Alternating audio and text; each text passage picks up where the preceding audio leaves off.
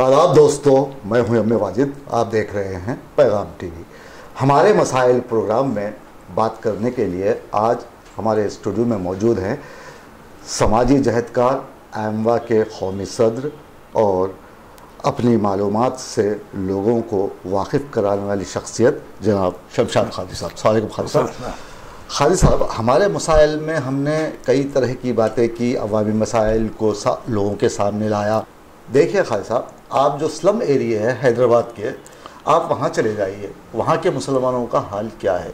बेरोज़गारी दिन ब दिन बढ़ रही है। ये लोग ऑटो रिक्शा चलाते हैं, ठेला बंडी पे प्याज बेचते हैं, मौज बेचते हैं, वाट एवर इट इज़, गुर्बत के सतह से नीचे जी रहे हैं, खते गुर्बत से नीचे जी रहे हैं। तो ऐसे हालत में उनको माली इमदाद कहाँ से मिले? ये हुकूमत की जानिब से जनाब। कैसा मिले? नहीं, वही आपको एक बात बोलना चाह रहा हूँ। वक्फ बोर्ड के अलावा जी वहाँ पर एक महकमा कायम किया गया, माइनॉरिटी फाइनेंस कॉरपोरेशन जी, कि माइनॉरिटी कमीशन का जो क़याम अमल में लाया गया था कमरुद्दीन साहब के रिटायर्ड होने के बाद 2 साल के बाद मिस्टर तारिक अंसारी को वहाँ दिया गया जी। अब हमारे वाजिद साहब, वो तो इतना बुरा हाल है वहाँ का, उनका इतना बुरा हाल है ना, वहाँ स्टाफ काम करने वाला है, जो ज़रूरतमंद लोग जो है फिर रहे हैं, आ रहे हैं, जा रहे हैं। मैं तारिक अंसारी साहब से भी बात किया तो उन्होंने कहा कि भाई मातहत अमला मेरे पास कोई नहीं है, मेरे काम करने वाला नहीं है, और तनख्वाहें भी नहीं मिल रही हैं। तो मैं ये समझता हूँ कि मिस्टर तारिक अंसारी से ये बात कहना चाहूँगा कि पहले सबसे पहले अब आपका ऑफिस का सेटअप सीधा कीजिए, और जो ज़रूरतमंद लोग जो आपके ऑफिस के जो चक्कर काट रहे हैं, फौरी तौर पर ऐसे इंतजाम कीजिए कि उनके जो परेशानी को दूर करते हुए आपके पास 4 मेंबर हैं, एक वाइस चेयरमैन है। ये हैरत की बात है हमारे वाजिद साहब जी, 2-3 केसेस हमारे पेंडिंग है। एक नजमा जो है स्टाफ नर्स का केस है, और एक डॉक्टर मुर्तुजा का केस है। ऐसे बहुत से केसेस हैं। जब मैं वहाँ के सेक्रेटरी श्रीनिवास प्रसाद से मुलाकात करने के लिए गया, ये बात करने के लिए, रिप्रेजेंटेशन देने के लिए, वो लोग पिछले 4 महीने से जो है माइनॉरिटी कमीशन के चक्कर काट रहे हैं। तो मुझे बड़ी हैरत हुई, और मुझे बड़ा इस बात का मुतालबा करना चाहूँगा कि mister chairman mister Tariq Ansari साहब इस जानिब फौरी तौर पर तवज्जो देते हुए उस सेक्रेटरी का वहाँ से गवर्नमेंट को लेटर लिखते हुए उसका फौरी तौर पर वहाँ से तबादला किया जाए।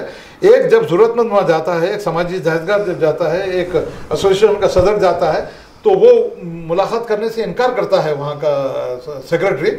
तो मैं इससे ज़्यादा बदबख्ती, इससे ज़्यादा बदबख्ती मुसलमानों की क्या होंगी। और फिर वो कमीशन के क़याम का मतलब क्या है मुझे समझ में नहीं आया। खुसूसी तौर पर मोहम्मद अली शब्बीर साहब, चीफ मिनिस्टर साहब की तवज्जो एक तरफ लाना चाहूँगा कि फौरी तौर पर उस सेक्रेटरी का वहाँ से तबादला किया जाए, और जो हालात वहाँ के माइनॉरिटी कमीशन के पैदा हुए हैं, जहाँ पर स्टाफ काम करने के लिए फौरी तौर पर स्टाफ को वहाँ जो है बाज़ मामूर कर वहाँ पर जो है अपॉइंट करते हुए फिर कारकर्दगी को अच्छी तरह से करवाना चाहिए, वरना कमीशन का क़याम का मतलब ही फौत हो जाएगा। कमीशन में जो काम करते हैं वो मुहर्रिक होना चाहिए, मुहर्रिक होना चाहिए।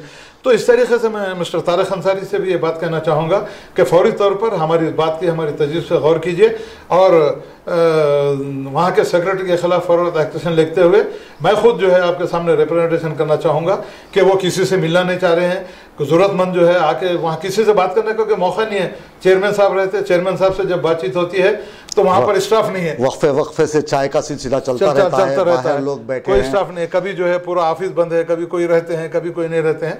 तो मैं तारिक अंसारी साहब से बात कहूँगा, और हुकूमत से भी ये बात कहना चाहूँगा कि फौरी तौर पर जितनी मखलूआ जायदाद हैं उसको पूरा किया जाए, और उसी के साथ साथ जितने पेंडिंग कार्रवाई है उनको मुकम्मल करते हुए जो लोग ज़रूरतमंद आ रहे हैं उनको जो तशफ़ी बख्श जवाब देना चाहिए, और इस बात को यकीनी बनाना जाना चाहिए कि जिस उम्मीद के साथ माइनॉरिटी कमीशन में लोग आ रहे हैं उनके काम हो रहे हैं, वहाँ की कारकर्दगी अच्छी है, और जो ज़रूरतमंद आ रहे हैं उनके जो है कार्रवाई को मुकम्मल करके उनको फ़ायदा पहुँचा जाए। बहुत बहुत शुक्रिया खालिद साहब।